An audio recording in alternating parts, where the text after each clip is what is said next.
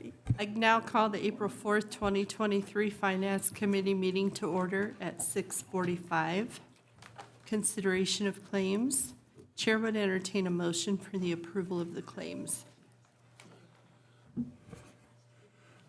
Your Honor, we're having difficulty finding it. Go over Okay. there. Oh, here, Kristen.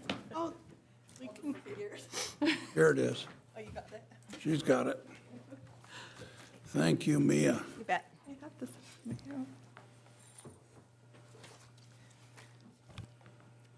Your Honor, I make a motion for consideration of claims to be paid in the amount of $259,624.98. Manual check in the amount of $255.37. Payroll and liabilities for March 24th, 23 in the amount of $458,542.89 for a total of $718,423.24. And do we have a second? Move to second on that. Thank you. Are there any amendments or discussion on the claims? No, Your Honor. I don't have any. All in favor, say aye. Aye. Aye. Motion passed. Is there anything additional that the committee needs to review or to discuss? I have nothing, Your Honor. Thank you. Thank you. In that case, the meeting is adjourned now at 6:47.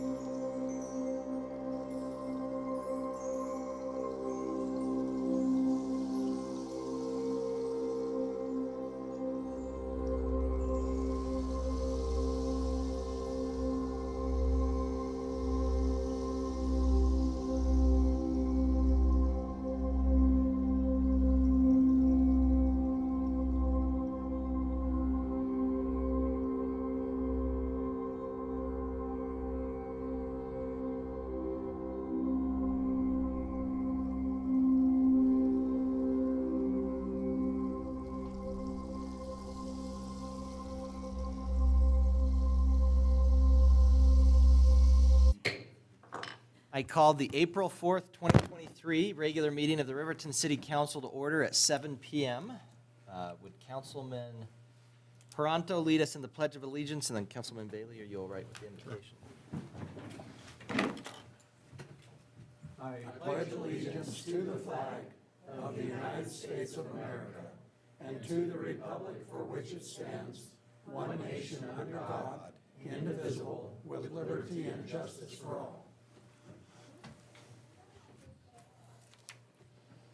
Our dearest Heavenly Father, thank you for the many blessings that we enjoy living here in this wonderful city of Riverton. Please bless us in all that we do. Please help us to make good decisions for the citizens of the city of Riverton. Please help us to improve our city and to do the things that are needed. Please keep all of the police, emergency responders, and firemen safe as they go about protecting us. And we ask you to bless everybody to that we be safe going home this evening. And we ask all these things in the name of Jesus Christ. Amen. Amen.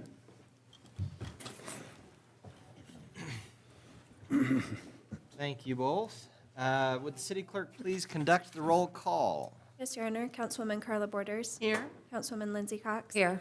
Councilman Mike Bailey. Here. Councilman Dean Peranto. Here. Councilman Kyle Larson. Here. Councilman Christy Salisbury. Here. Mayor Tim Hancock. I am here. I declare that we have a quorum. The chair would entertain a motion for the approval of the agenda as presented. So moved. Second. Councilman Larson with the motion, second by Councilman Paranto. Any discussion or amendments? All in favor, say aye. Aye. Any opposed, say nay. Motion passes. All right, first off, we have employee recognition, which Mr. Butterfield has been pretty coy about, but we'll do that next. City Administrator's report, please. Thank you, Your Honor. If you don't mind, I'll go to the podium. Yes, please.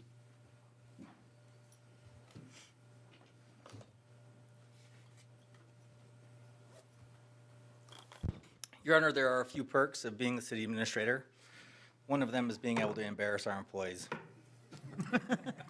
Sweet. So, Wes, will you please join me? He doesn't know this is happening, so that's what's going to make this fun for me and less fun for Wes. Your Honor, Council, it's my privilege to recognize Wes Romero tonight for the leadership he's shown our community, the department, in the city of Riverton. Wes Romero has provided leadership to the police department for several years and has been in a position of leadership for most of his career. Beginning in November, as the department started going through some transitions, Wes immediately stepped up, and through his strength of character, I think his integrity and his work ethic has made a difference. Personally, Wes means a lot to me. This isn't the first time I've cried at this podium, but we're going to stop it right there. I appreciate what Wes Romero has done and will continue to do for the city of Riverton, and want to recognize him at this time as his service as interim chief of police. And I'm going to do that in the best way that I know how. You may notice that I have a mustache today, which I didn't have last time I was here. But Wes doesn't have a mustache. And a lot of the police officers had mustaches over the last month. So I think it's fair that we give Wes an option and an array of mustaches that we do expect you to wear next time a challenge comes up. There's something in solidarity, brother, so. In all reality, though, I do want to recognize Wes, and on behalf of the city, offer him a key to the city of Riverton and thank him for his service as interim chief of police. So here you go, Wes. It doesn't open any doors.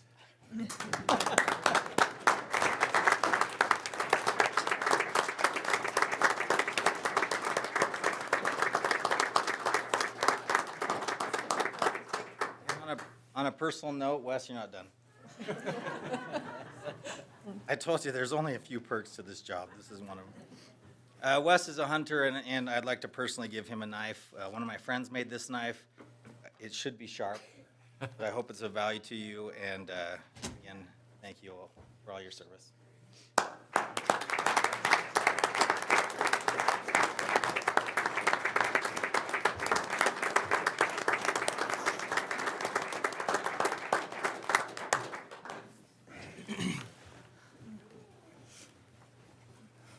Well, thank you for that.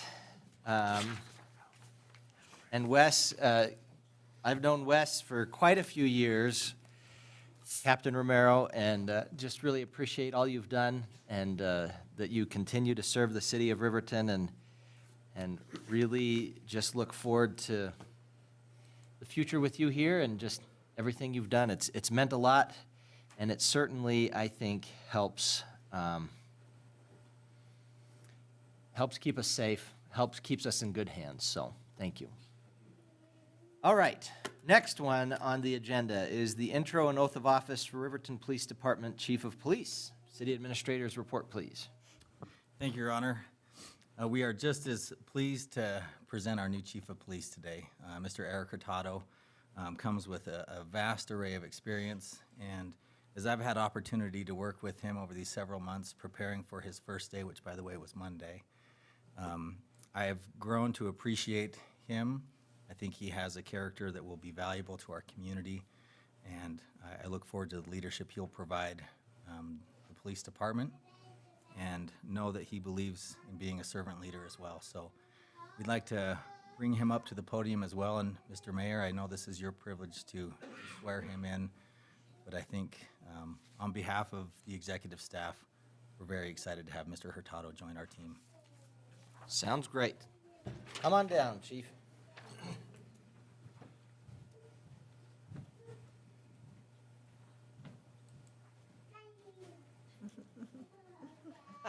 You got a cheering squad. Great. All right, so this is what we're going to be following here. We'll have you speak in that mic, and I'll speak in this mic. All right. The IT guys got on my case because we want to make sure everything's recorded and people can hear us. So let's see how this goes. Hello, hello. There we go. All right. You could repeat after me. I state your name. I, Eric Hurtado, Do solemnly swear or affirm do solemnly swear, affirm, that I will support, obey, and defend that I will support, obey, and defend the Constitution of the United States the Constitution of the United States and the Constitution of the State of Wyoming, and the Constitution of the State of Wyoming, that I have not knowingly violated any law that I have not have knowingly violated any law related to my appointment, related to my appointment, and or caused it to be done by others, or cause it to be done by others, and that I will discharge the duties of my office with fidelity. and that I will discharge the duties of my office with fidelity. Great. Thank you. Thank you.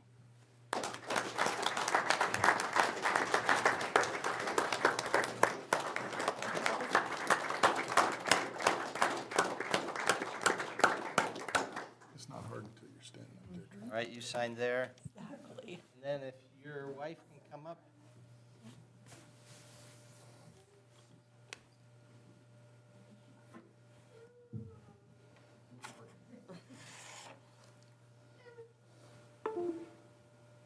Press throwing elbows to get pictures.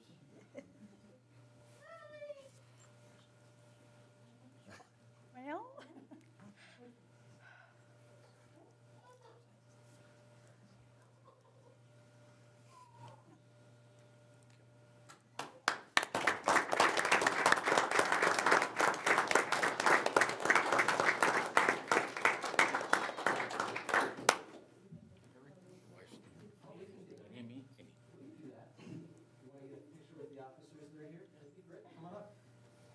You can even stand in front of the city council.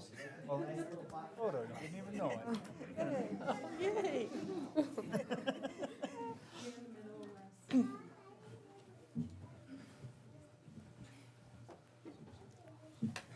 Right? Now I feel secure. Do you? Yeah. This is not a bad, Yeah. not a bad line to be behind. No, these are good. These are all good. Nope, yeah, alternate be there. Right, right. right.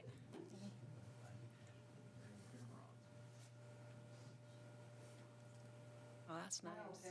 Ready? 1, 2, 3. Okay, I've got one hiding back Nice. there. I know, right? Come on, you guys. Okay, Very nice. fabulous, thank you.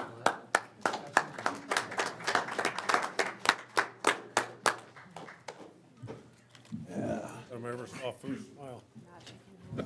Yeah, finally. Comes out of his eyes. Spitting image. Wow. We know where you're from. Chief, I don't know if you know, it's tradition, though, to give a 10-minute speech. All right, we're going to now have intro and oath of office for Riverton Police Department Dispatcher. Captain Romero's report, please. Your Honor, Counsel, I'd like to introduce Dispatcher Brandy Ramage. Dispatcher Ramage was born and raised in Fremont County. She's from 5 generations of ranching families in the Lysite, Lost Cabin area. Her passion includes horse training, shed hunting, camping, and mud bogging. Her greatest accomplishment is her daughter. Dispatcher Ramage has served as a RP dispatcher for nearly 14 years and is happy to return to her law enforcement family to serve our community. If you would, please administer her oath. Thank you. I'll come down there, too. You should know this one because you did it before.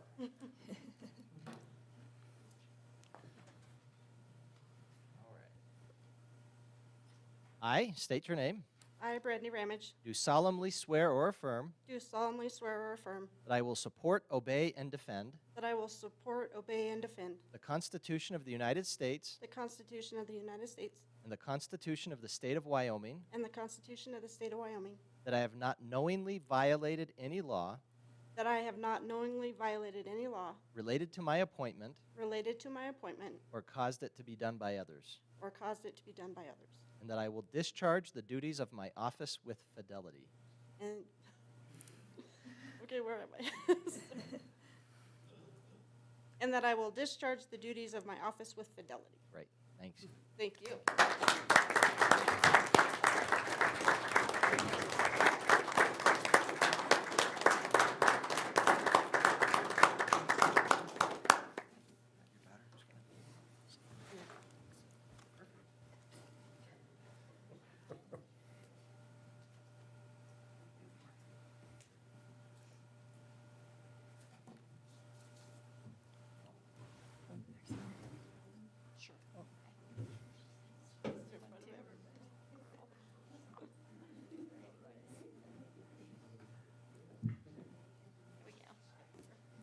Cool.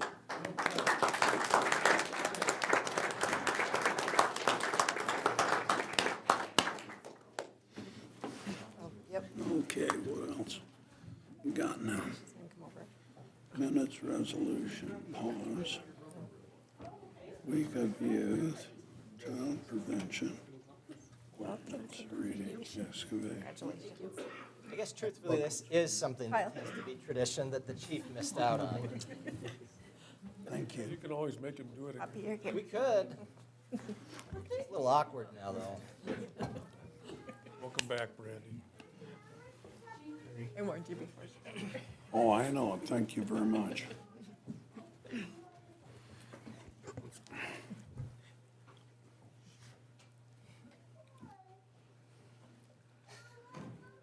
All right. Communication from the floor, citizens' comments. Anyone in the audience wishing to address the council regarding an item that is scheduled for a public hearing will be given an opportunity to speak during that public hearing. If you would like to speak to the council on another item, you may speak now. If you are wanting to speak on another item, I'd ask you to come to the podium, give us your name, and if you can, if you're an individual, if you could keep your comments to about 5 minutes. If you're with a group, keep them to about 10 between all the members of your group. Is there anyone in the audience that wants to speak? Which I think everybody that would have done that has left. Okay, we'll move on.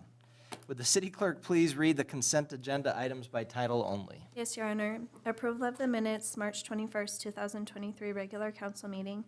Approval of the minutes, April 4th, 2023, Finance Committee meeting. And approval of the Finance Committee recommendations for April 4th, 2023. Are there any items requiring further discussion? Your Honor, Yes. the Finance Committee met earlier this evening and agreed to consideration of claims to be paid in the amount of $259,624.98. Manual check in the amount of $255.37. Payroll and liabilities for 3/24/23 in the amount of $458,542.89, for a total of $718,423.24. All right. I'd entertain a motion to approve the consent agenda as presented. So moved. Second. Councilwoman Cox with the motion, Councilwoman Salisbury with the second. Any discussion or amendments? Your Honor, I'll abstain from any warrants paid to traveling computers this month. All right, noted. All in, any other discussion or amendments? All in favor, say aye. Aye. Any opposed, say nay. I vote aye. Motion passes. Resolution number 1472, Pause for Life Animal Shelter Fee Schedule, fee structure adjustment. Captain Romero's report, please. Your Honor, Council. Before you tonight is a recommendation that City Council approve Resolution 1472 to establish fees for the PAWS Animal Shelter, which established a fee structure for PAWS. By agreement, City Council establishes fees for the shelter by resolution. Resolution 1085, adopted in 2006, was the last action related to these fees. The proposed fees are referenced in your packet. However, the following proposed fees represent changes from Resolution 1085 to the proposed Resolution 1472. The following are in addition. So you got registration, altered animals, 3-year license, 15 per animal. Unaltered animals, 3 years, license, 50 per animal. Pet reclamation fees, altered animals, $30 deposit if no proof of city license. Unaltered animals, $30 deposit if no proof of city license.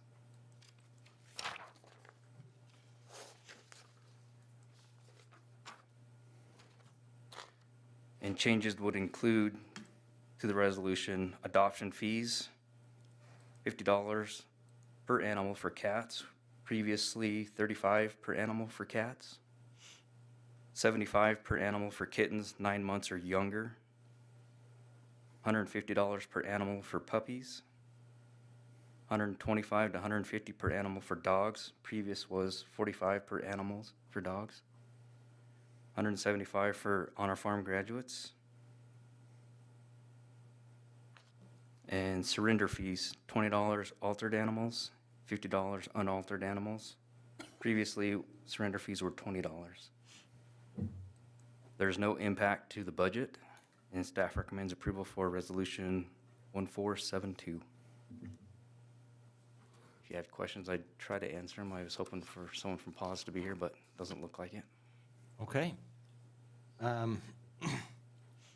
Maybe let's do it this way. Let's read the resolution by title only, and if you could just kind of hang out here, Chief, then we'll have you there in case we have questions. Does that sound all right, or? Okay.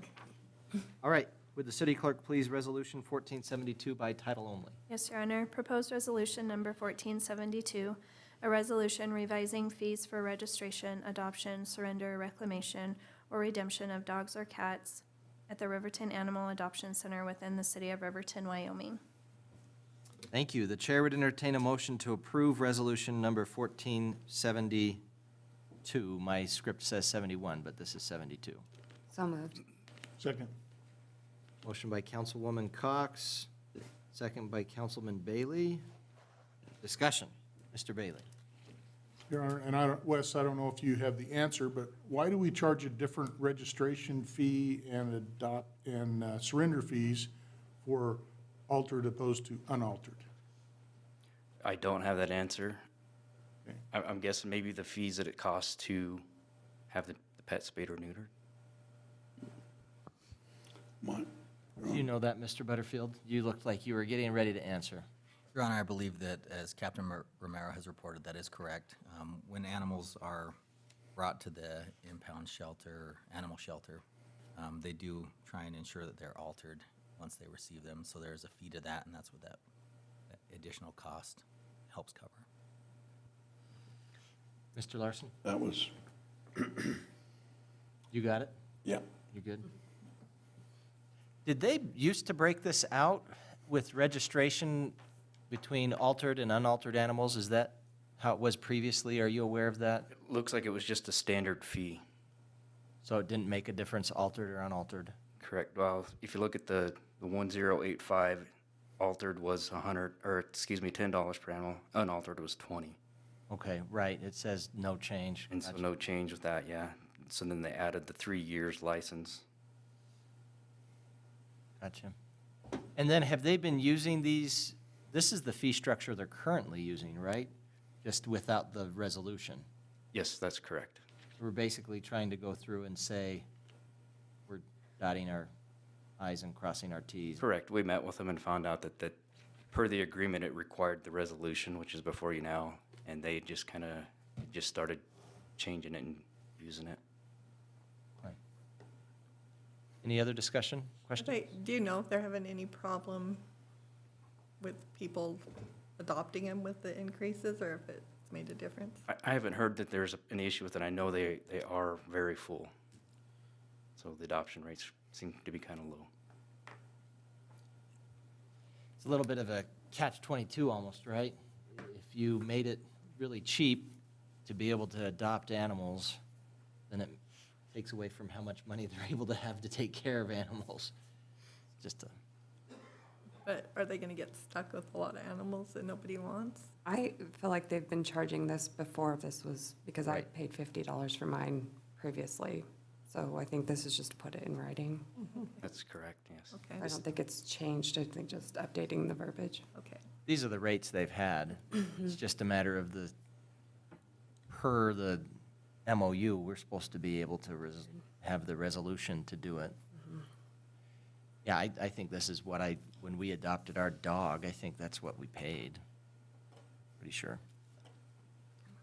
Any other questions or comments or? All right, all in favor, say aye. Aye. I vote aye. All opposed, say nay. Motion passes. Thank you, Captain. Thank you. All right, next up, we have Proclamation Week of the Young Child. Mrs. Hill, do you want to come up and tell us about this? She reached out to me and asked if we could do this proclamation, so I think it makes sense. If you don't mind, tell us a little bit why and what you do and. Sure. Your Honor, Counsel. My name's Courtney Hill. I'm the Executive Director for Child Development Services here in Fremont County. We've been serving and partnering with families to provide education and developmental services since 1978 for children birth through 5 years old. We this week are honoring the education of young children. It's a national movement called the Week of the Young Child with the National Association for Education of the Young Child, which is the organization that puts out all of the best practices in early childhood across the nation. It is the go-to person to learn from, and we have in Fremont County never celebrated the Week of the Young Child. So this year, Child Development Services has reached out to put a proclamation out there for this week to be the week that we honor everything we are doing for our young children. So this is honoring the work of the educators, it's honoring the children as they are learning and growing, and just honoring our community as we support them. We are culminating this week with a Purple Parade 5K walk run this Saturday that starts here in Riverton at JC Park. And we've been working with donors and sponsorships all over our county to make this a great event. Now the snow has made that a challenge for us. So we're just encouraging everybody to come out, enjoy the event. We do have a free Easter egg hunt at 10. And I reached out to Tim and asked if the mayor would be willing to partner with us and put this proclamation forward to just stand behind us as a county and honor the education of young children. Thank you very much. I appreciate that, and I think it's very fitting, and make sure that we have this right. You've got the Purple Parade 5K this Saturday, and then you've got the Easter egg hunt at 10 o'clock. Where's that going to be? It's right there at JC Park. So we start the race at 9 o'clock. It is a family-friendly purple parade, but it is a walk run. It's a chipped event, which for runners, they love that because they're getting official times. But we also have that family fun added to it with honoring some of our local kids that we serve at CDS. We'll have a spotlight ceremony just before the race to kick it off, and then the Easter egg hunt immediately after there at the park. So just as a note, my son, Johnny, who is 7 years old, was a student over there and still talks about his teacher. Absolutely loved it, and I really appreciate everything that CDS does, and it just really serves the community, so thank you. Yes, and one thing I just want to add, one of the big pieces in this is it's not just about CDS. We are partnering with our local preschool. So we have a spotlight child from United Methodist that we are honoring. And each of our entries, so if you enter and you put that your child or that you're honoring a child at another preschool in town, we are donating back to them 25% of that enrollment fee for the race. Because one of the pieces of CDS is we pay for children to attend local preschools. So our nonprofit raises money from things like this to pay for children to receive services in the preschool of their choice, not just in our educational setting. So we're trying to include it as we go and really pull in each of the preschools and make sure we're honoring everybody. Thank you. Appreciate that addition. And again, I would agree. Child Development Services has done a great job in this community for a very long time. So, again, it's one of those where if we can get these kids some help when they're very young, it will help their growth through school and catch these problems when they're small and get them taken care of. And I've seen a huge amount with, I had a son that was in Child Development Services, and I've had many other friends and family that have had kids go through there, and you guys do a fabulous job. So, thank you. Thank you. All right, so here's the proclamation. Whereas young children need developmentally appropriate, accessible, and available early care and education settings, and whereas working families need mixed delivery early childhood education system that allows them to choose between quality programs when selecting the setting that best meets their needs. And whereas early childhood educators believe children's cognitive, physical, social, and emotional, and language and literacy development are built on a foundation of children's positive interactions with adults, peers, and their environment. Therefore, be it resolved that the office of Riverton, Wyoming's Mayor Tim Hancock does hereby proclaim April 2nd through 8th, 2023 as the Week of the Young Child, and does hereby recognize that when our society invests in educators, we also invest in children and families. In witness whereof, I have hereunto set my hand and caused the official seal of the city of Riverton to be affixed this 4th day of April, 2023. So I have one that we'll keep, and then I'll give this to you right now, and you can keep it. All right, thank you. Thank you. Thank you, Your Honor.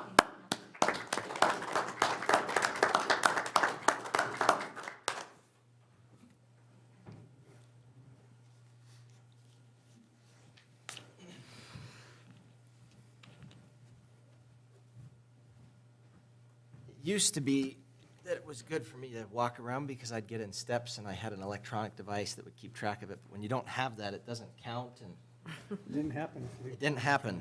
If you don't have something electronic keeping track of it, it didn't happen. All right, next up on the agenda, we have the Child Abuse Prevention Month. This is one that I received from the Why Children's Trust Fund. And The letter indicates, just so people know, I guess, April was first declared Child Abuse Prevention Month by presidential proclamation in 1983. Since then, April has been a time to acknowledge the importance of families and communities working together to prevent child maltreatment. So I've got this proclamation. They also sent along some pinwheels? Pinwheels, that's what they're called. Blue ones, I guess, for Child Abuse Prevention Month. So if you can grab one on the way out, that would be great. Because other than that, it's going to go back in Mr. Butterfield's office.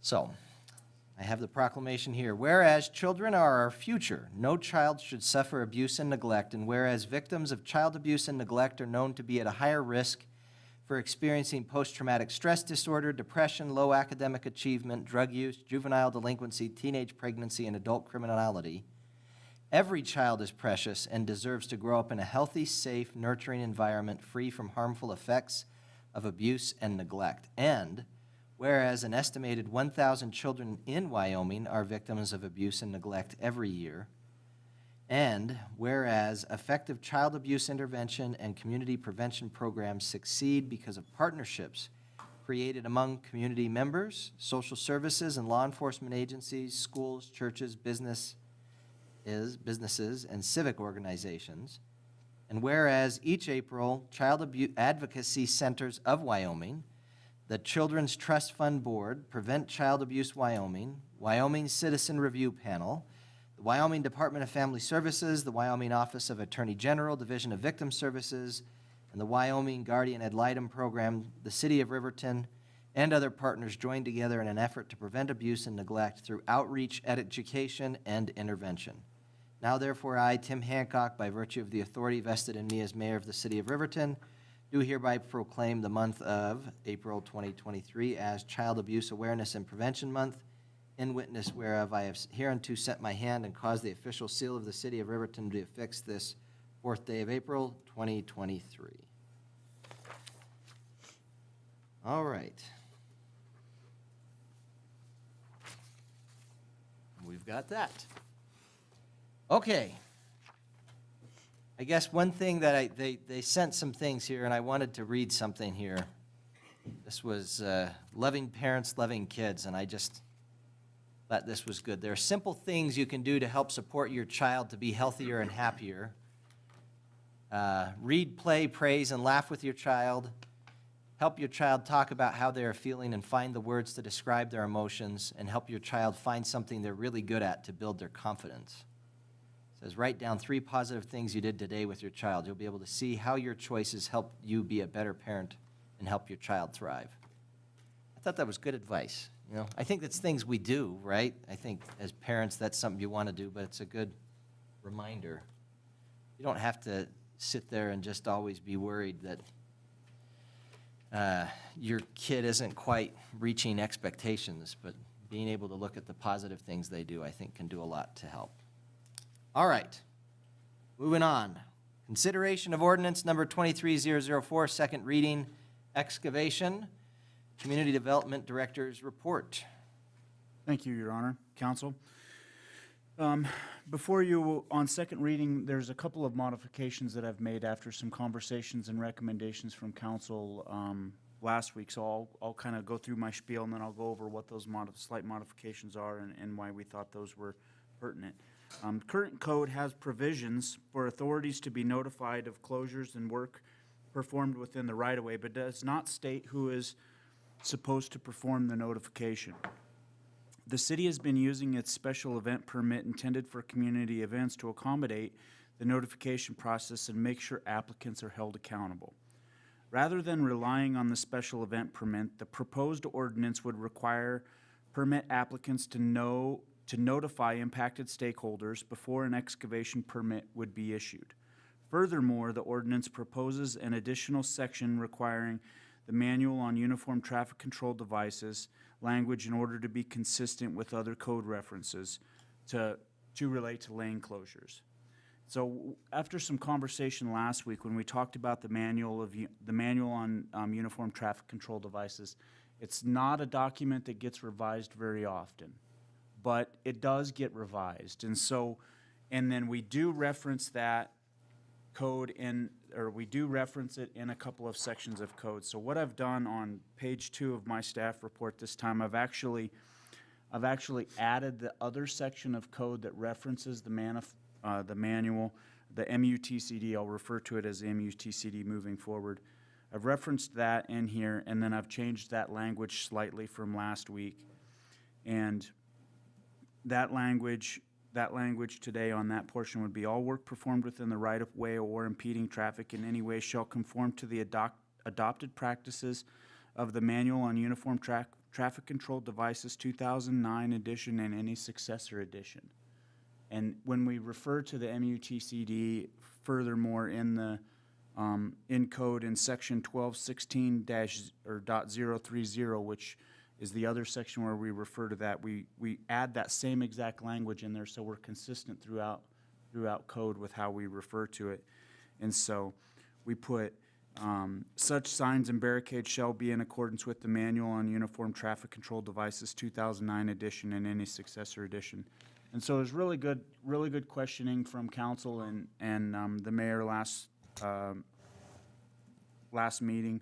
When we talked about that, it's really important that we make sure that we're clear what we're using and how we're using it and how that's applicable.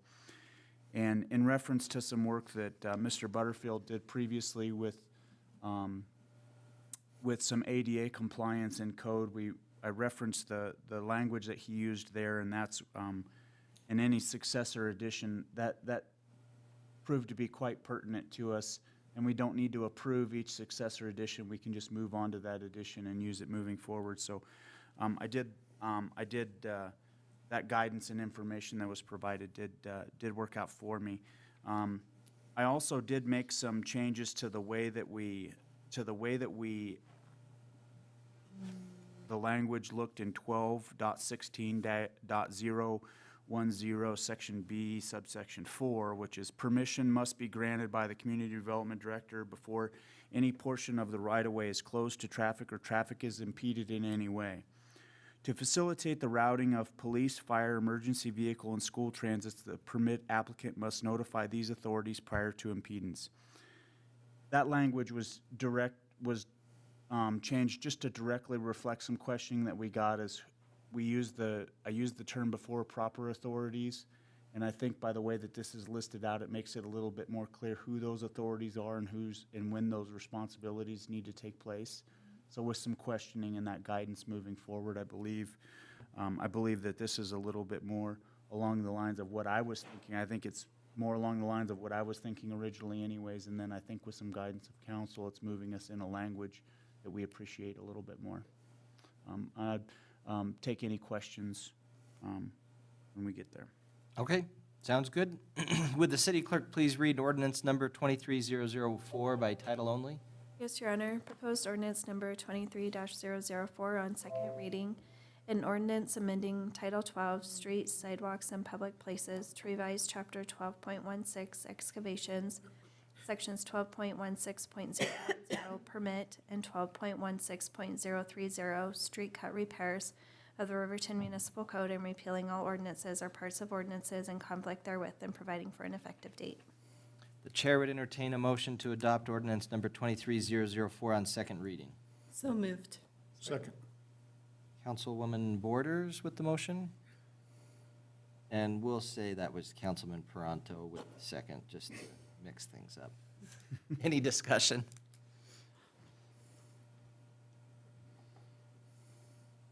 Okay. All in favor, say aye. Aye. I vote aye. All opposed, say nay. Motion passes. All right. Public hearing and consideration of ordinance number 23003. Wait a minute. How did we go back in time on that? Is that the right number? It is right. Okay. First reading, adoption of National Electrical Code. Community Development Director's report, please. Thank you, Your Honor, Council.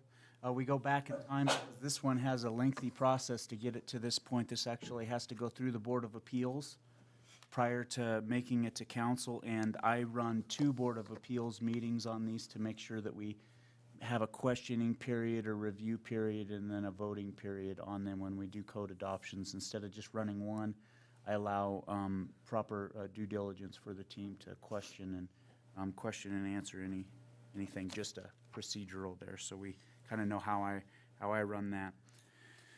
The NFPA, which is the National Fire Protection Association, is referred to as the NFPA 70. They have written the National Electrical Code, which currently we're operating under the NEC 2020. The new code is the NEC 2023, is a triennial publication produced by the National Fire Protection Association. It sets a minimum standard to which electrical work is to be completed and is automatically adopted by the state of Wyoming via reference to the most current edition in state law. The latest version of the NEC, circa 2020, was adopted by the state on sorry, that's circa 2023, not 2020. That is a typo. Was adopted by the state on January 1st, 2023 by automatic adoption enforcement of the NEC 2023 code requirements. Sorry, enforcement of the NEC 2023 code requirements will not occur until June 1st, 2023. The state has a 6-month grace period where they adopt the code, allow the contractors to get out, get the books, get the knowledge, and get their continuing education information to move forward. The state of Wyoming grants authority over electrical construction to the Department of Fire Protection and Electric Safety in Title 35, Public Health and Safety, Chapter 9, Fire Protection, and more specifically through the State Fire Marshal's Office. Under Wyoming State Statute 359121, subsection A, the State Fire Marshal can delegate complete authority to municipalities and counties which apply to enforce and interpret local or state fire building, existing building standards, or electrical safety standards. The City of Riverton has maintained local enforcement authority under this provision since it has been made available. This is often referred to as home rule. Home rule status comes under 359121. As a caveat, Wyoming Statute 359121, subsection A, subsection II, stipulates municipalities granted local enforcement authority shall adopt the same version of the NEC as the state, or enforcement authority shall immediately revert to the Department of the State Fire Marshal. In other words, the electrical work in the state of Wyoming is subject to compliance with the current edition of the NEC. So a licensed electrician is licensed through the state of Wyoming. They have to comply with the state of Wyoming's requirements. And so for us to be able to inspect that work, we need to be under the same code structure that they are working under. Those municipalities and counties who possess local enforcement authority under state law can either choose to adopt the same version of the NEC as the state or relinquish their local enforcement authority.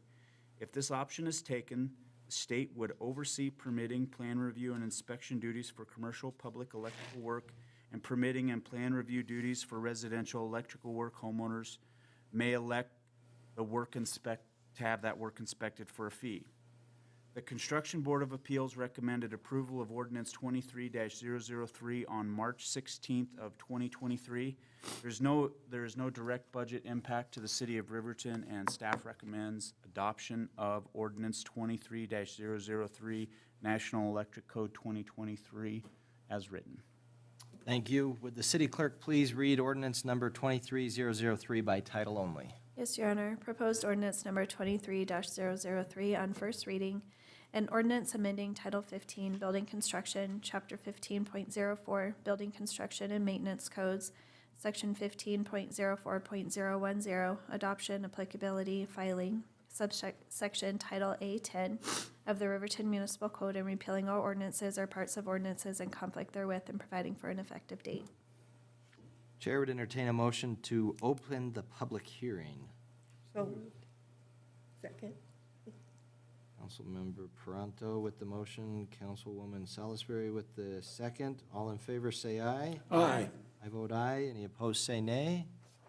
Motion passes. I now declare the public hearing to be open.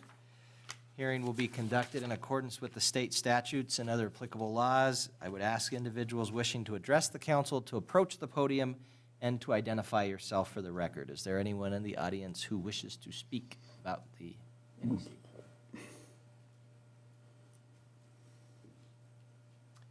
Seeing none, Your Honor, I would move that we close the public hearing. Second. Motion by Councilman Bailey to close the public hearing, second by Councilwoman Cox. All in favor, say aye. Aye. I vote aye. All opposed, say nay. Motion passes. I declare the public hearing closed. Chair would entertain a motion to adopt ordinance number 23003 on first reading. So moved. Second. Councilwoman Cox with the motion, Councilwoman Borders with the second. Any discussion? Your Honor, I have a question. Sure. Mike, is it possible to, since this is tied with the state's adoption of the current NEC code, does it make sense for the state to instead of specifying the version, to just reference the current state-approved version? So we would need to do that in a separate act, and there is a consideration moving forward. It's been presented to council before to auto-adopt the city, and we presented it at the same time that we did the NEC adoption, and it was complicating. My goal this time is to go through the adoption process and let council choose to make that decision, and then bring that reference forward, so the next time that this comes around, that we would have the ability to continue to follow suit and move to successor additions, like some language that we have in other sections that we talked about tonight, moving forward.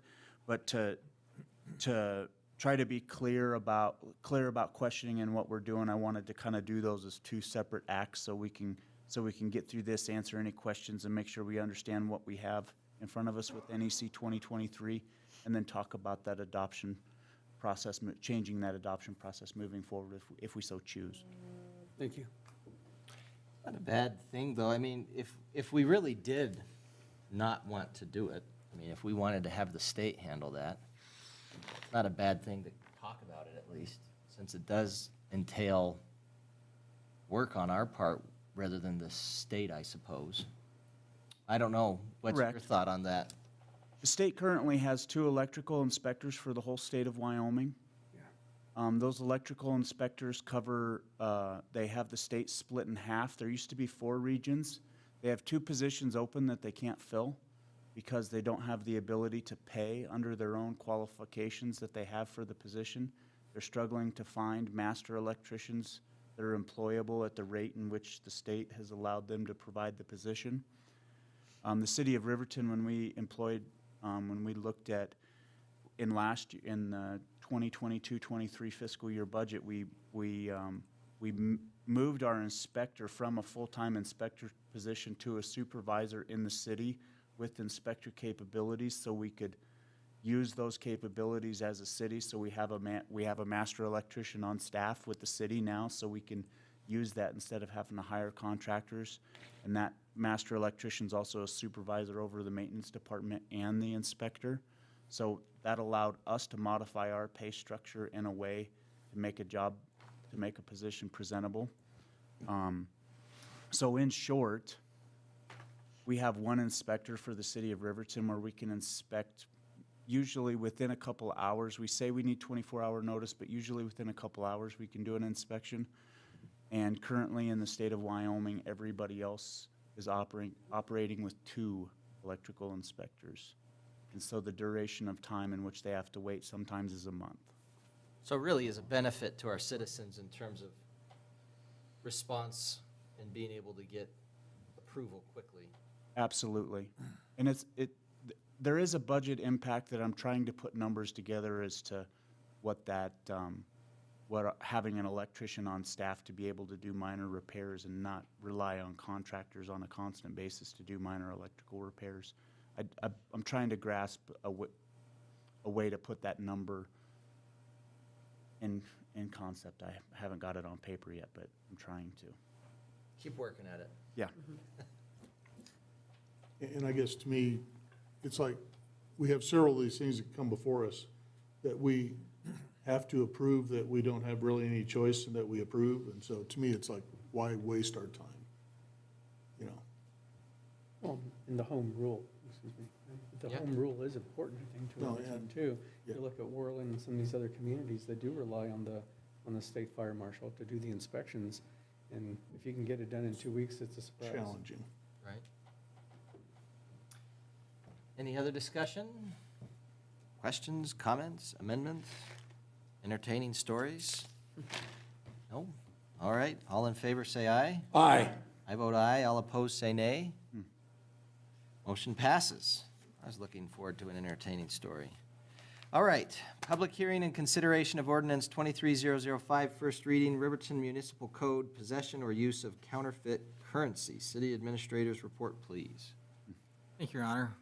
This ordinance adds a new section to the municipal code, and it relates to an issue that's been going around in our community, and business owners have been speaking to the police department and the Fremont County prosecutor. Essentially, there are individuals that are printing counterfeit currency from the internet and then trying to pass it as legal tender. We're finding that this is happening with smaller denomination bills. As shown in your packet, it's actually the Secret Service that has authority over counterfeit operations.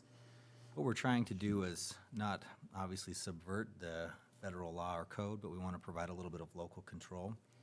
So Mr. Solers has provided the language for this, where we're adding a section that addresses the possession or use of counterfeit currency. It states that it is unlawful for any person to possess or with intent to defraud, to use, pass, or offer, or attempt to use, pass, or offer any fake or counterfeit United States currency. A violation of this section is punishable by a fine up to $750 and/or imprisonment up to 6 months. This would be enforced by our local officers and then also by our local municipal court. We recommend that the City Council adopt this proposed addition to the municipal code on first reading. Thank you, Your Honor. Thank you, sir. Would the city clerk please read ordinance number 23005 by title only? Yes, Your Honor. Proposed ordinance number 23-005 on first reading.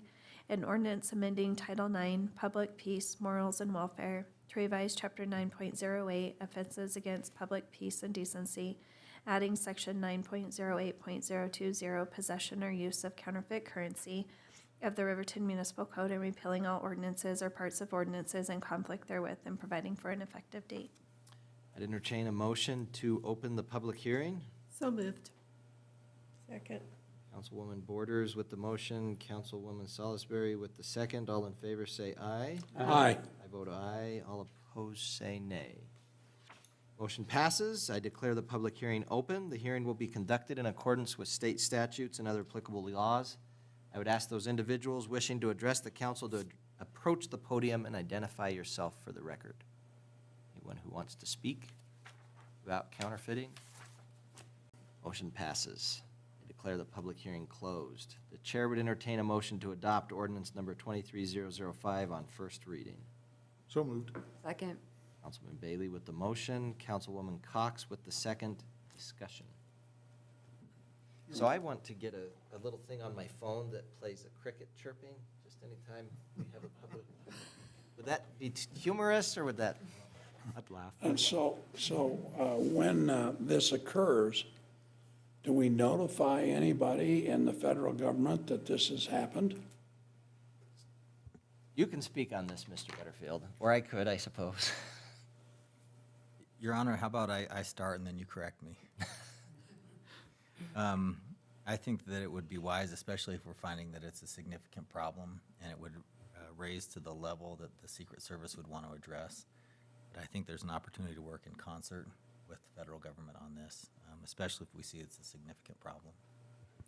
No, they frown on this really bad. Counterfeiting? Yeah. Yeah, I think it's something the government doesn't like generally. And I don't mean it Competition. like you're printing money, but what really is happening is the subversion.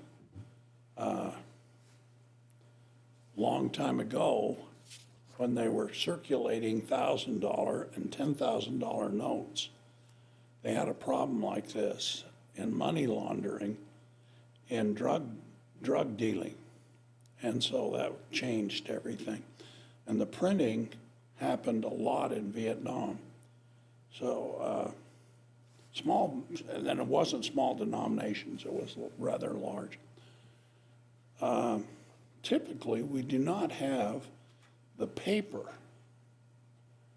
And that's the real problem with your inkjet or whatever device you're using. But man, 75, getting the federal government with your name on it is not a very good idea. But it is an issue locally, though. Oh, I doubt it. I don't doubt it. And I will say, generally speaking, you can, not trying to give people ideas, you can order this. I mean, people can order it. Usually what we see around here tends to be something that has written on it in pretty clear letters and everything for motion picture use only. And we've had people coming to our local merchants, and they've been trying to pass it. It tends to be 20s, 10 smaller denominations. But sometimes we get 100.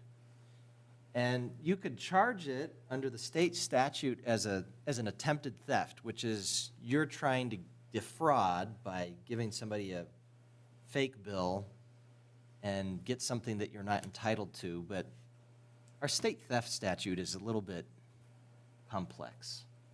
And so it's a little bit more difficult to deal with it. And just having this language here for the city ordinance makes it a lot easier to enforce and prove. So that's kind of where some of the discussion is. I will say when it comes to federal agencies, you know, for the most part, the Secret Service doesn't have, I don't even think they have a Wyoming office. They probably have it out of Denver, I imagine, if it's anything like this Social Security Administration. And so they have an office that's not really local here. If they were going to come up and investigate it, it's got to kind of be something worth their while. A $20 bill, generally speaking, isn't. So then the merchants then call in, and it's kind of like, you know, what do we do now? So I think this would make it a lot easier. I will say, I looked at this before and I didn't notice it, but I would suggest an amendment would be appropriate, and that is, it says it's unlawful for any person to possess. We would probably want to add the word knowingly there, just to make sure that it's clear. Because I think one of the complaints I've heard is people like, oh, well, if I had that in my wallet and didn't realize that I had it, I wouldn't want to be charged.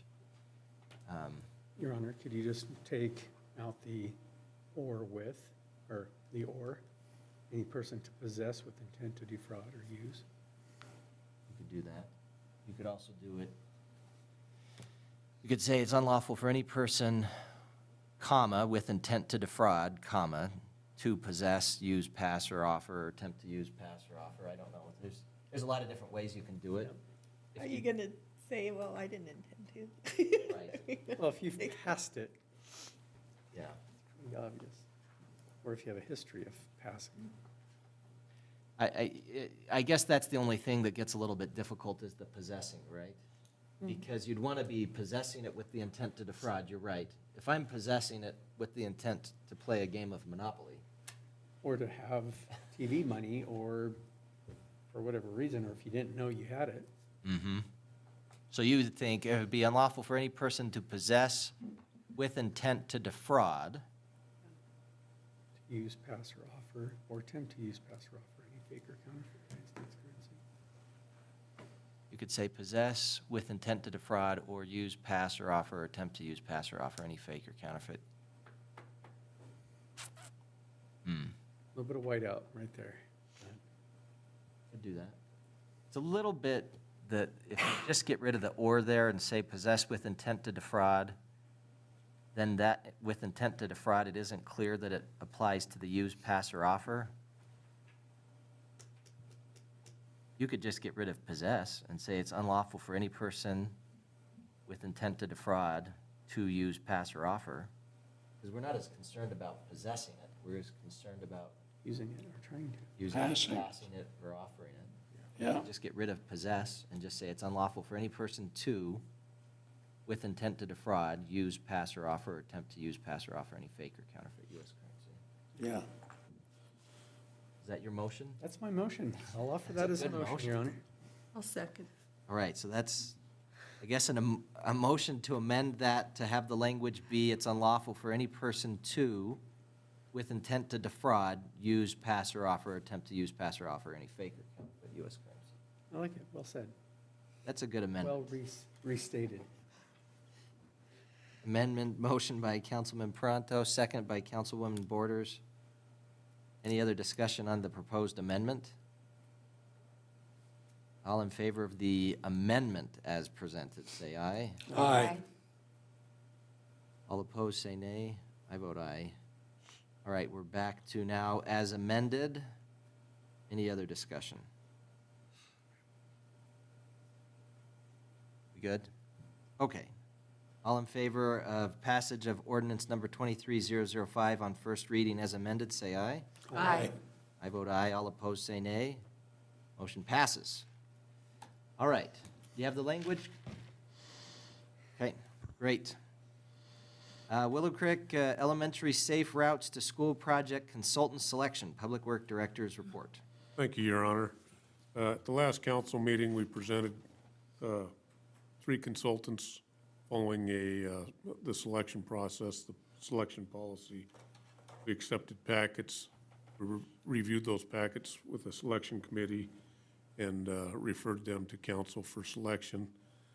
At that time, council directed staff to conduct formal interviews with the top 3 consultants, which has been done.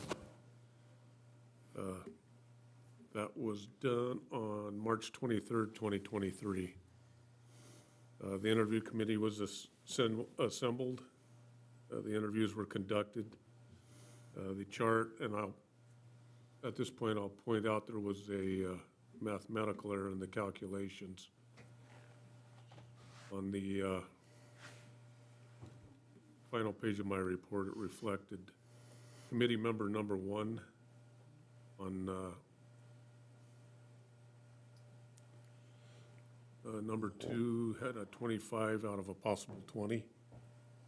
And on, that was on the engineering associates. On James Gores and Associates, they had committee member number 1 had a 24 out of a possible 20. So it reduces the score on engineering associates to 255 and James Gores and Associates to 260. It didn't change the order or the recommendation of the group as a whole. It just, the total scores were obviously wrong, so I wanted to bring that to your attention before you made a decision. But based on those numbers, staff would request permission to begin negotiations with James Gores and Associates as being the top vote getter as far as oral interviews went. All right, the chair would entertain a motion to direct staff to proceed with contract negotiations with James Gores and Associates for the Willow Creek Elementary School Safe Routes to School Transportation Alternatives Program CAP project. So moved. Second. Councilwoman Larson has the motion, Councilwoman Borders has the second. Any discussion on that? Well, I appreciate the second look. I mean, we'd talked about it. It was a really tight, and I also appreciate the third look in terms of checking the math. That's good. Your Honor, Yes. I'm just excited because I know they have the right information to do the curbs correctly so they don't get crumbling from what I've talked to Mr. Gores before. So I think that'll be done correctly. So I'm excited for you too. Good. Any other discussion? Your Honor. Yes, sir. The main thing is we want to keep as many engineering companies going as we can. Why? Because competition gives us the best price.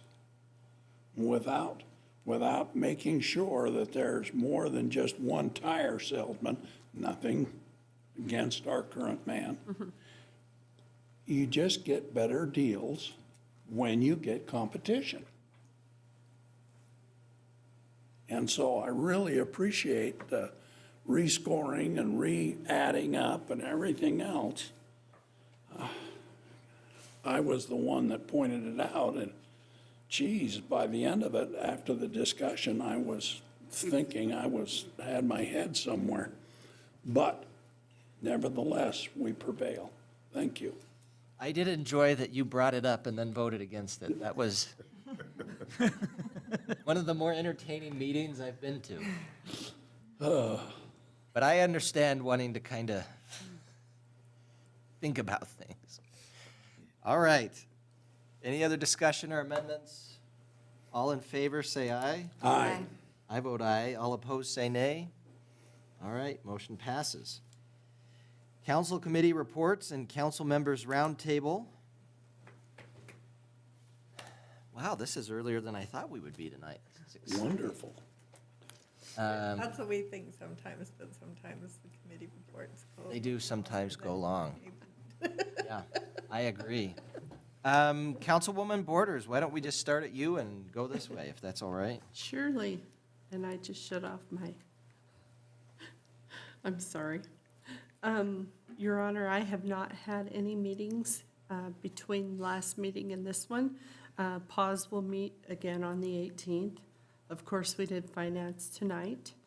And I was going to go through the Go Riverton page and see what kind of fun stuff's going on. GoRiverton.com. That's the web page to go to if you want to know what's going on in Riverton. Let's see, they're having a baseball skills test Tuesday. Oh, that was today. Never mind. Delayed. Postponed. Yep. Oh, it was Postponed. postponed for today. Okay, good job. Wilson test always has a snowstorm. Yes. Yeah. That's spring in baseball. Spring. Let's see what else we've got. Easter egg hunts. We've got someone doing an egg your yard event where they'll come do eggs in your yard and you don't have to play Easter Bunny. Hope no little kids are watching.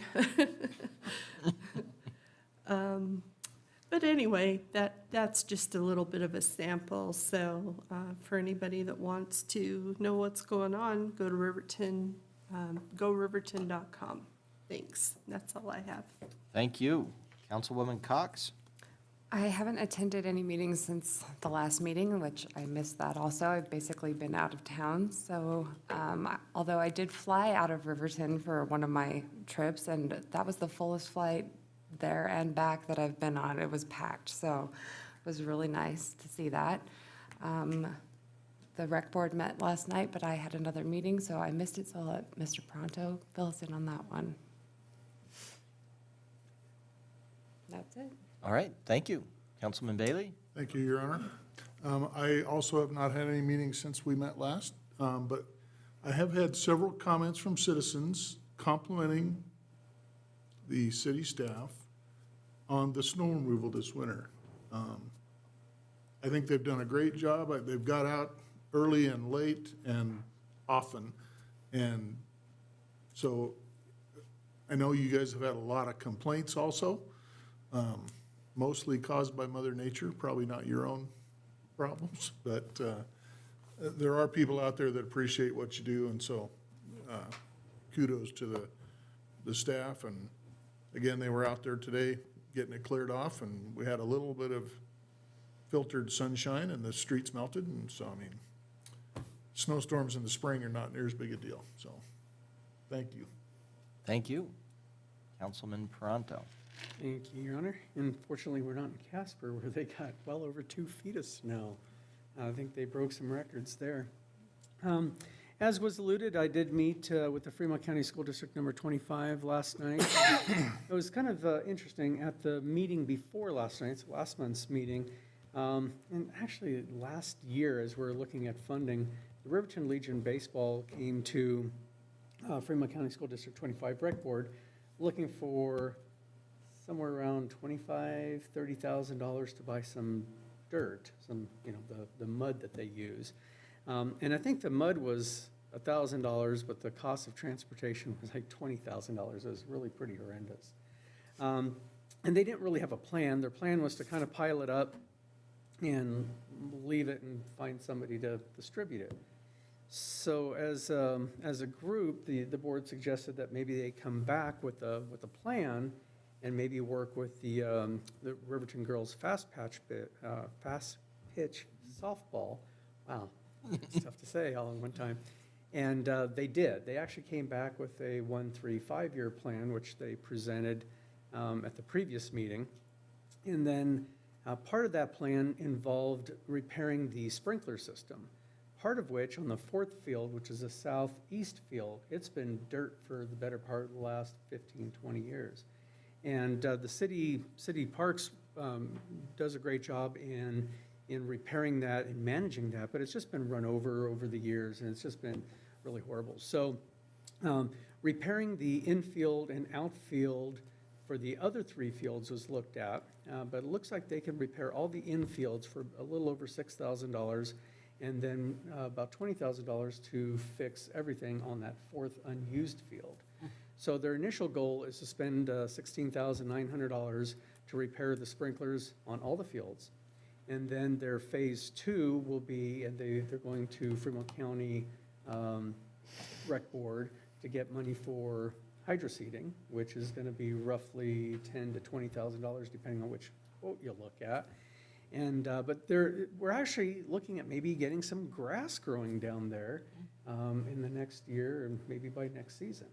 And then once they do that, then the Riverton High School can look at baseball and some of these other things. They're also going to make some needed improvements and move some of the bases out. I think they said 2.5 feet to meet whatever the current specs are. So they're going to do a lot of those things this summer. So just getting that ground wet out there is going to help.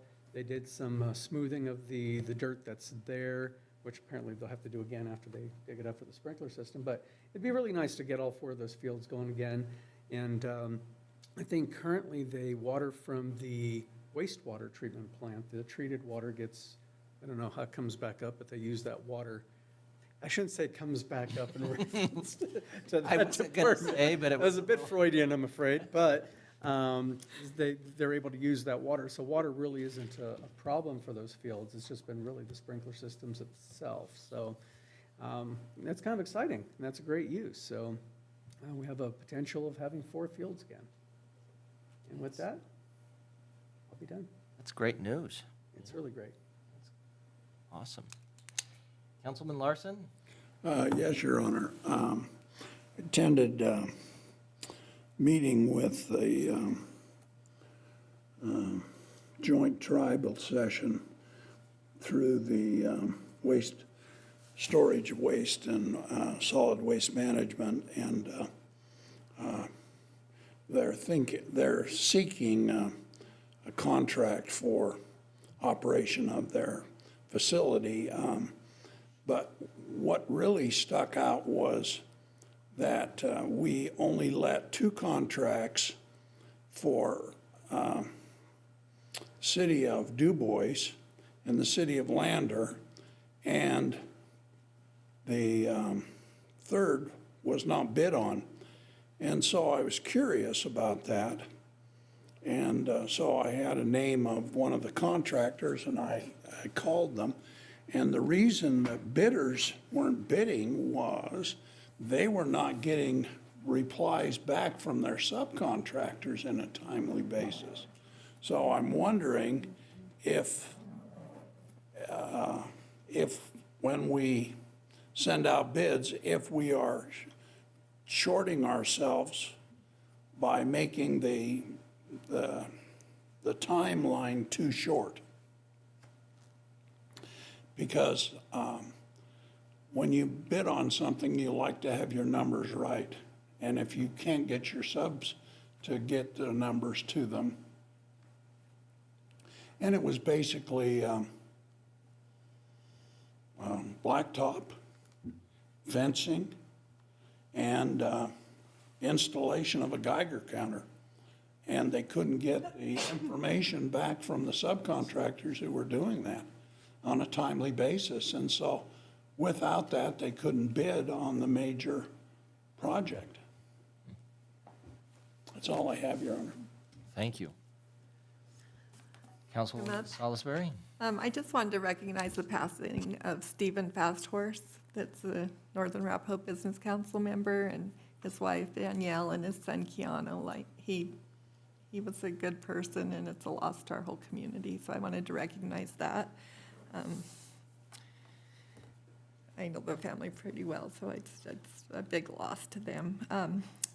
The other thing is one of our postal workers asked that we please just find people that do not shovel their walks, because they've had 3 postal workers injured by slipping on the ice and have been out, and they're down kind of like our police department is, and it makes it really tough. So that was something they're like, just don't even do it, just find them so they do it, and then you have all the times and how much time and stuff. But they're like, we're out here and it's a tough winter for us too. So I thought I should bring that up.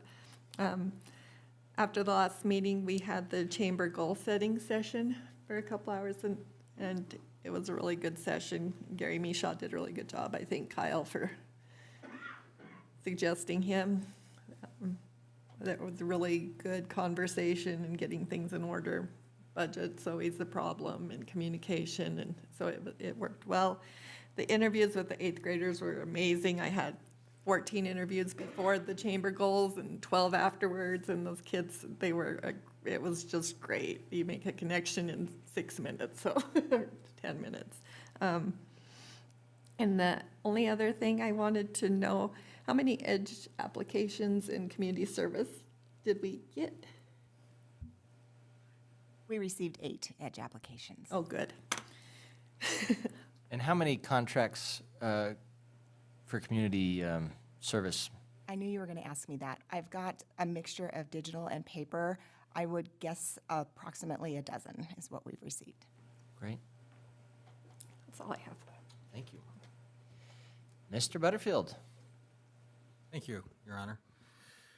First and foremost, I just want to welcome Mr. Hurtado again. We're grateful to have him serve as our chief. It was fun to see his family here tonight and get him sworn in. So we look forward to his service, and we're glad he's here in Wyoming. A few items just to make reference of. We do have Planning Commission meeting this Thursday at 6 o'clock, and the commission will be considering childcare permits at that meeting. This upcoming Monday, there is a Fix Our Road Citizen Committee that will be held here at City Hall in the bullpen area at 11 o'clock.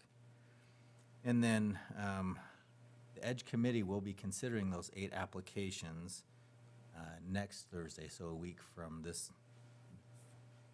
I'm not even going to say that. Next Thursday. And that meeting is open to the public, and so we invite folks to come and see how those applications are going. And what time is that going to be on Thursday? 6 o'clock.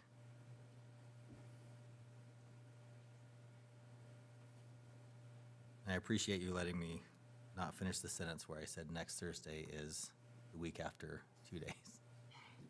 It's getting a little late, Your Honor. It is. I do want to follow up on a couple other items. At the last council meeting, we appreciated Principal Griffith coming and speaking about the Delta 8 and Kratom issues. Staff has been working on what our police powers are when it comes to regulating those types of substances. I'm working with Rick Sollers. I've also reached out to some other communities to see what they are doing. And Mayor Hancock and I also had an opportunity to meet with a vendor of some Delta 8 products to get some information. We would like to propose May 8th as a work session to discuss that matter further, if that is amenable to the City Council. It's a Tuesday. That is a Tuesday, and if you aren't aware, May follows April. I think that May 9th is actually the Tuesday. May 9th is the Tuesday, you're correct. Let's move on. How's availability on May 8th? Do we want to start that? We've done those sometimes. We've started a little early. Would we like to do that for this one? Makes it easier. I do, Mike doesn't. Mike doesn't. Like, we split the difference.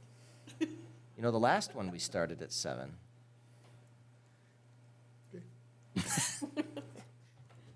6:15. 6 o'clock? 6 o'clock? I could probably do 6. 6? Try to just do it a little earlier so we don't have staff staying as long. So the 9th at 6? Does that sound good?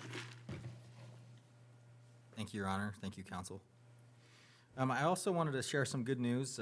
We did issue a press release from the Fremont Air Service team that we are adding additional flights beginning in May. The additional flights will be on that midday turn, and SkyWest will be able to offer those on Thursdays and Saturdays. We hope that this is the first step towards receiving more additional flights on that midday turn. As you know, it's been over a year. We've been restricted to the one daily flight, and I see this as a positive step forward, and also the strength of the partnership we have with SkyWest Airlines as the industry is responding to pilot shortage issues and other resource issues. Your Honor, I just have two other items. I want to say thank you to city staff. We're getting into the budget season. This requires a lot of effort on each of the department heads and their teams, and we're just getting started. So I want to express my gratitude. I don't think it's fair to single anyone out because everybody puts a lot of work into this, and I appreciate it, especially as we're moving forward. And I do want to remind you of the budget meetings that we do have published, and we invite you to those and welcome your participation. And finally, Your Honor, I'd like to just yield the last comment to our Public Works Director, Brian Eggleston, to give you an update on the storm we had today so that you're up to speed on our team's response to that and our plan moving forward. Thanks, Kyle. Thanks, Your Honor. Being able to forecast the storm or anticipate the significance of this storm coming in yesterday, we sent a vast majority of our crew home yesterday morning and ran operations in town with basically a skeleton crew. The rest of the crew came back at 5 o'clock last night and worked through till 5 o'clock this morning to get the roads ready. Bulk of the storm really hit about 12:30 in the morning, and about the same time we started having breakdowns and stuff as well, which is pretty common, it seems. But the crews got through it. By the end of today, the major roads are, for the most part, cleared and most part drying. The team is really tired of the snow, but they're maintaining their sense of humor and still working very cohesively together, and I'm proud of all of them. They've been really busting it this year, not just on the streets, but the airport, all over to the city. I had read that there was a compliment, somebody had been on a flight. I'm trying to remember who it was in the email, and they had said that the pilot was saying something like, the crews in Riverton, whenever you land here, they're always got a nice runway. They keep it so it's dry, they keep it so it's passable. So I thought that was a good compliment for our ground crew here. Yes, they're awesome up there, and most of the delays and cancellations had nothing to do with our runways here. It was cancellations in Denver and just around the country, but our airport, for the most part, has been open all season. And it's due to that. Those crews up there, they're all awesome. Good.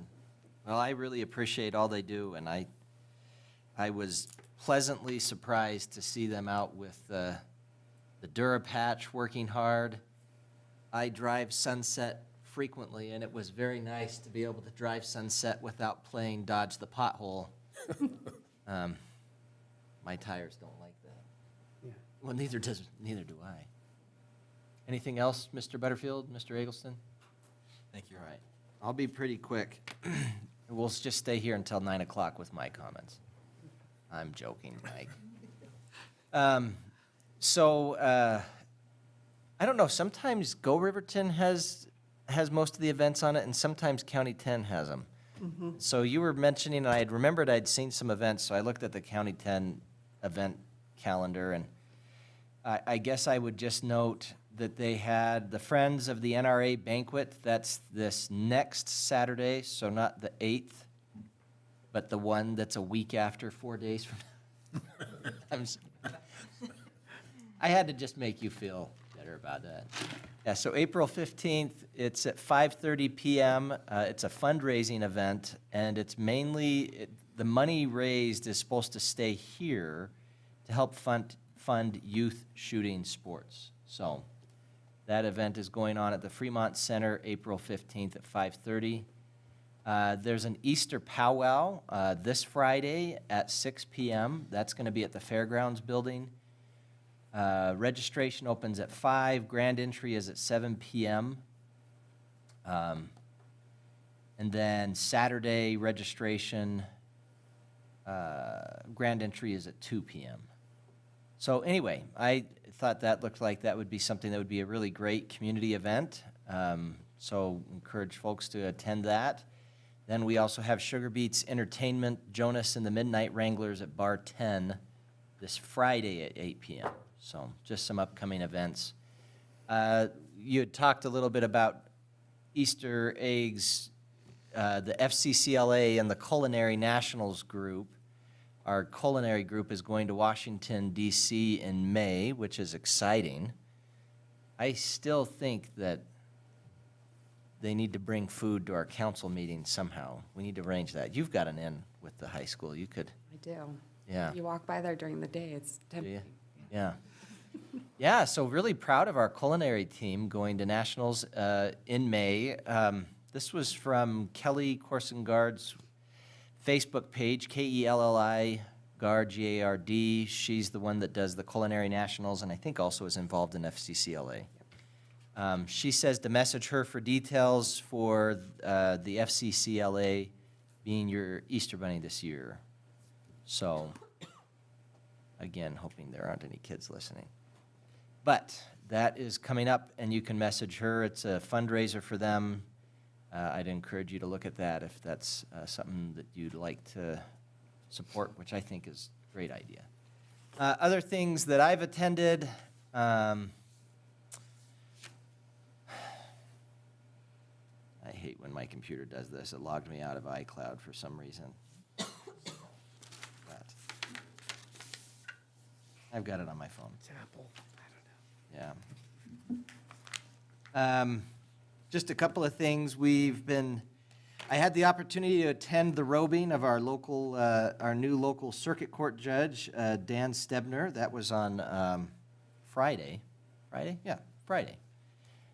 Really good opportunity. A lot of people spoke very highly about Judge Stebner, just that he definitely has the disposition to be a judge, and I think he's going to do very well. Although that was kind of the formal event, he's been doing that for a couple months now, almost, well, 2 months almost exactly.